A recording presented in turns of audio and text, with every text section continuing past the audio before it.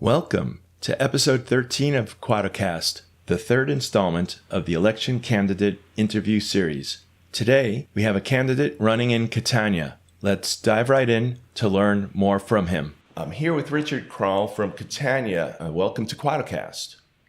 Thanks, Eric. Thanks for having me. I'm really excited to be here, and I really want to make the Quadamain a better place, and this forum will help me to get my words out.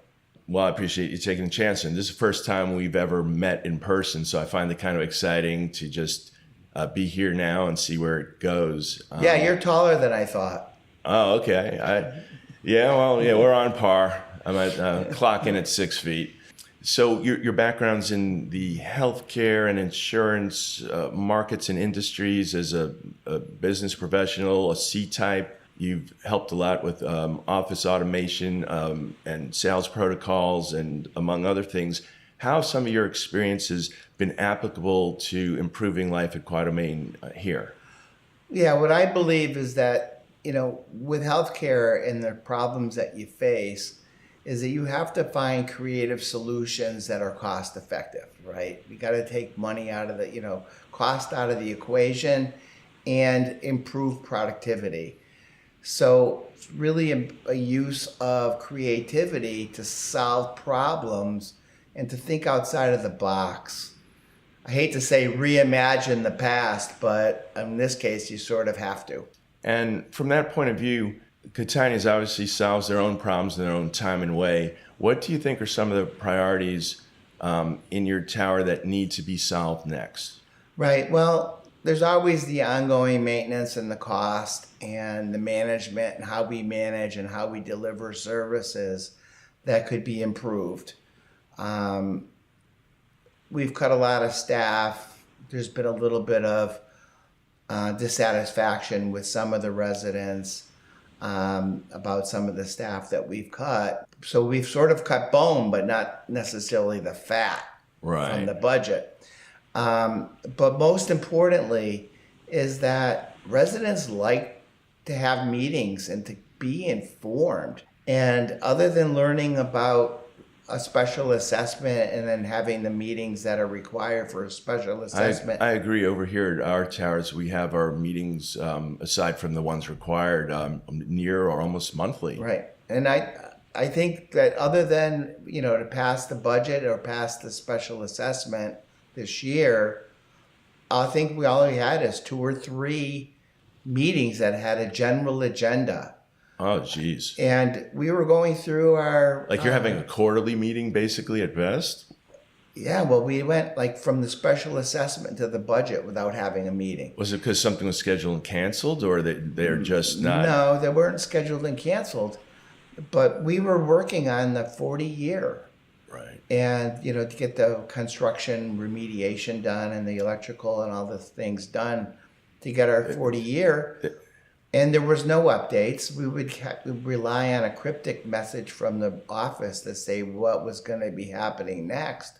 But people couldn't ask questions from an email. Did you get a read of other people? How do they know it and feel that that's something off and they have a desire for more meetings? Yeah, people would ask me in the elevator when I'm walking the dog, Richard, why aren't we having meetings? Wow. And I said, why don't you ask the current board? I'm not on it right now. That's eye-opening perhaps. In terms of what you could bring to a board, I think some of your forte was on the fiscal side, right? And it's mostly being present. Mm-hmm.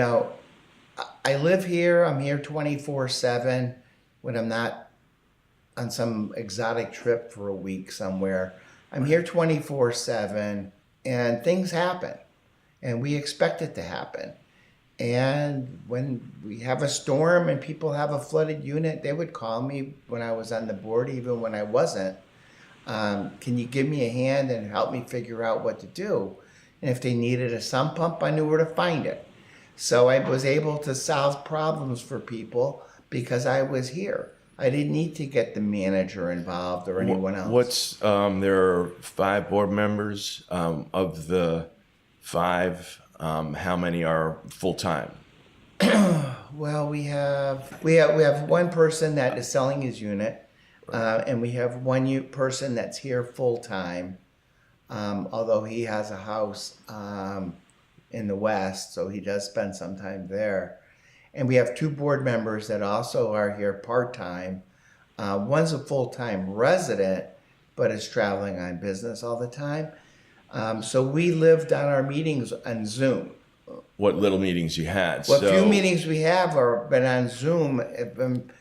So it's a significant factor in your view that there needs to be, not everyone necessarily needs to be full-time, but it sounds like maybe there's only one and the other three are part-time or floating or maybe or something like that. So, and that's 4. So you're missing a board member. What's going on with that? So we had a person that was elected to the board last February that very quickly resigned for his own personal reasons. And there were 3 qualified candidates that put their name in, including myself, that put their name on to volunteer to help. Do you feel any of the 3, yourself included, just ultimately be a help, or any reason where any of them were not qualified enough? Could all 3 of you have served and done the job and added value to the board and the community? All qualified candidates that could have lent a hand. And shorthanded, and perhaps even had a different point of view on certain things that might have, changed the game a little bit. But there was a desire, perhaps, to have just a quieter experience where they could control and have their internal meetings and bring to us what we needed. Less input, which is kind of consistent with less meetings. Yeah. So less input, less, Well, hopefully that's something that improves in the year ahead. In terms of other things from a fiscal point of view going forward, what could be better, or what was slow or running behind? Or so one of the things that bothered me when I was on the board in 2023, I identified that we were not investing our reserves, and we're lucky. We have close to $1 million in the reserves today, maybe more because of a recent contribution in January. Let me ask you about that. Was it a push for, because usually it's the votes to waive for partial reserve, which means the work and effort to get the 50% plus 1 as a will of the association to go that way. Was there an intention to go full reserve, or there wasn't enough effort to waive full reserve and go partial reserve? Does that matter one way or the other? No. So when I was on the board, we had a history of waiving 86% of our reserves, and we saw that the law was coming. And we had a reserve study. Right. And we worked on the reserve study to fix it. There were some problems with it. They got the number right. And we proposed full reserves, and we had very little pushback. Because the reason you want reserves is to reduce the need for having a big special assessment that we were all facing in the past and in the. It's tough medicine. It's hard because everyone wants to kick the can forever until they kick the can. They're hoping they're kicking the can first. Is the game we play here? Kick in the bucket. They want to kick it right. Kick in the bucket. Kick the can until you kick the bucket. First, absolutely. Right. So there was very little pushback on it when we passed the budget to do 280 in reserves. So now with that larger extra reserve, there are ways to benefit and have controls on it. Were there any missed opportunities with that larger amount of money? Yeah. So one of the things that we did when we, as kind of the part 2 of that was, by the way, interest rates are over 5% in treasuries. Unlike 0 interest rates for the last dozen years. In the checking account. So that would be $50,000 more towards our reserves, and we could eventually take a reserve holiday when we did a reserve study to say, hey, with the interest that we've made, But so we established a money market, a low cost money market treasury account at Vanguard. Right. And we presented it to the owners, and I think everybody loved the idea. They're going to get interest on their money. And that was established in January. Our election was in February, and we never funded it. Or it never came up for a vote, or they just never language? they never moved the money from the checking account to the money market. Like, so people said yes, but it just never happens? Evidently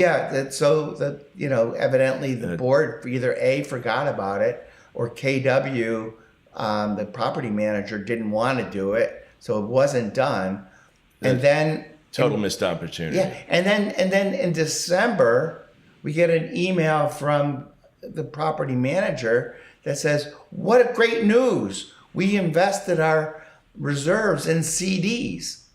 Oh, and it's 10 months later, just losing a little So we short. lost $50,000 worth of interest, plus the highest rate CD, which they did a year, 6 months, 3 months, and the highest rate CD was 4.2. And I checked the account where we had where we had earmarked where we were going to contribute that money to, and it was paying then at 5.20. So that's $10,000 this year that we're missing out. Oh God! And here's the thing too: this saved or found money, or the 50-60K that everyone's day late dollar short on. How much is the markup to have property management versus an in-house person? And that's a tough issue too, because you have to find the right person in-house. There's savings, but I don't want to get into those issues. But I guess I'm just commenting in reaction to what you're saying is that you're paying a markup on the management. To miss that, it could have almost absorbed the markup of the management alone. Right. Well, it would have been a big chunk of it. Right. It costs when we did an analysis last year on whether we should go independent or self-managed, I should say. We had a savings of about $200,000, $225,000 that we projected. So I want to move into 2025. Looking forward, if you have the opportunity to serve or be in closer, better partnerships with those on the board or committees and whatnot, what are the one or two priorities you see with Tower or Rec that it would be helpful to us all? So with our building, we're in pretty good shape. All right. We've been through a lot. We've been through a lot. We're on a course of destruction where we were when we were elected in May of 2023. So you feel a bottom's in and there's been a solid enough turnaround, beginning of a turnaround. So it's like day one again. And then we basically came in and we changed how we do business entirely. We weren't going to have our lawyer as our sixth board member. Oh, geez. You know what I mean? Which is why we paid $300,000 and we weren't going to try to do a better job of putting chairs out at the Rec, by buying chairs and putting them out there and saying they're better. That was. But I admire the new arrangement and the design of that arrangement for better viewing blues. And I'm taking a dig on a prior Quadocast episode, so pardon me for indulging. Yeah, but it was nice. I was wondering why we didn't use up our whole beach a long time ago. So I was happy to see that they moved, but it only took them 3 years to do it. So, into this year, are there any specific thoughts or parting thoughts in general that you'd want to leave and people that know more about you or? I think the most important thing is that, when I took office as board treasurer at Catania in 2023, we were facing a crisis. We had lawsuits, we were broke, we had no 40-year, we had all kinds of issues. And I see the same kind of issues facing, our sister board at the Rec. And it just seems like they need somebody to go in and really help and put in the work and the time and the effort to change the course. Because it seems like we're just putting Band-Aids on, lipstick on a pig. Yep. With that said, what are any parting thoughts that you might have for the community? So as far as the Rec board, is that their budget is what, $2.5 million? There's rumor that I heard from a reliable source that a member of the rec board had told them that they're planning to have an $8 million special assessment. And my concern is that the $8 million special assessment for rec kind of has the same outcome as the last one for $5 million. Right. Okay. Now, this is the first I'm hearing of a number like yeah, that. I heard a number. And that's unclear. I just want to make that, to anyone listening, that's exactly what you said. Right. I heard, a rumor and a number thrown out by a board member or through another person, whatever. And I heard it from from a person in property management in the complex. Wow. So the thing is, because we each are in our towers, they just dropped a $12 million number and how we go about that. And they're just numbers, for now. And this stuff is getting real around here. Mm-hmm. And the fiscal management is needed more than ever. From rec, is there something specific that you see? Well, it's just how they do business. Okay. Like I remember in a rec board meeting and the big rush was to put in a restaurant. Right. I said, do we want the right tenant? We don't want any tenant. Right. And no, we have to have it in by November the 1st because the snowbirds are coming back. I said, that was out loud in a public meeting? Yeah. Oh. And the snowbirds don't go there. They go to Gigi's. They go to Nick's. They don't go over here. So I don't want to get into detail, and it's obvious to the whole community what has happened, and sure, and it's a mess. And that's the point. And it's an easy solution. Exactly. So that's the point of the story. We want to avoid future messes around here, perhaps. It's reading the contract and using your lawyers. And if you don't have a lawyer that's accessible to you, then fire them. If they're not following and working with you as a partner, then they're just in it for themselves. So fire them. You hit it on the head. It's not hard to fire a lawyer. I did it. Well, you hit it on the head because there are some board members in some associations that have publicly stated, hey, it's not my business, not job. It's the lawyer's job. I don't really have to read the contract. The lawyer will take care of us. I completely disagree. I think the restaurant is Exhibit A for all this. Because for as many mistakes that might have happened from a board point of view, where was that lawyer's backstop who knew better? Right. So they were MIA. So the first question, if I would have expected my lawyer, right? So to say to me, when I was looking at this contract, let's pretend that I read the contract and I'm discussing the contract with him.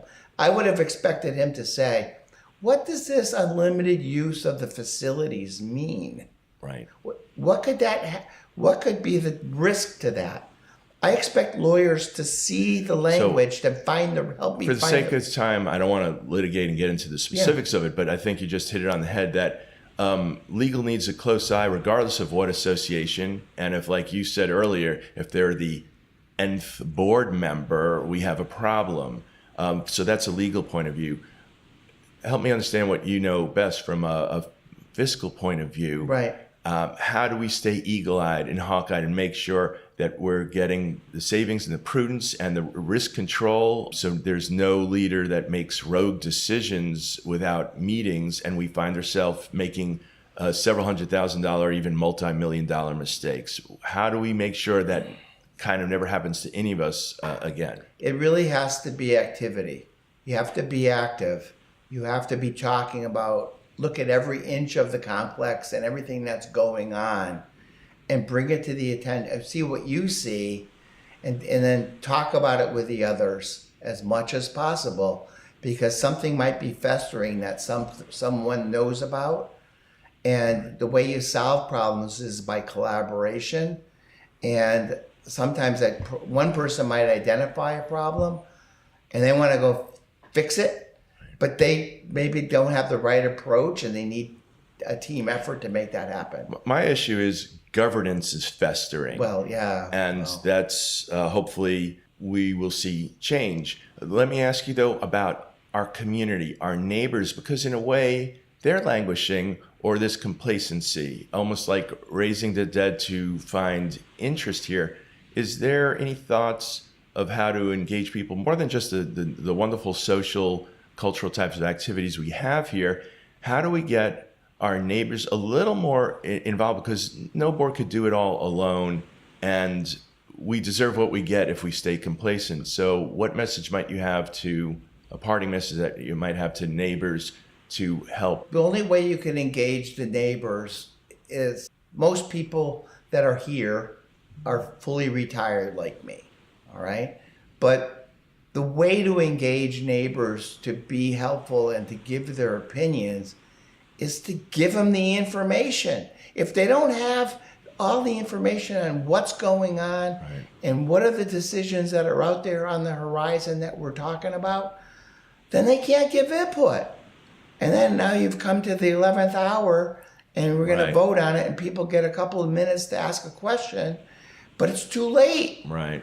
Oh, we have to think about the sprinklers, or we have to think about this 3 years out. It's a matter of engaging them on the horizon so that they know what's going on, and there's going to be certain things that they're going to be really interested and passionate about, and the rest of the time maybe not. So you'd bring back monthly meetings for starters. Just is what it sounds like. Just to answer that. And say, here's, and always have like a miscellaneous part at the end for just Q&A.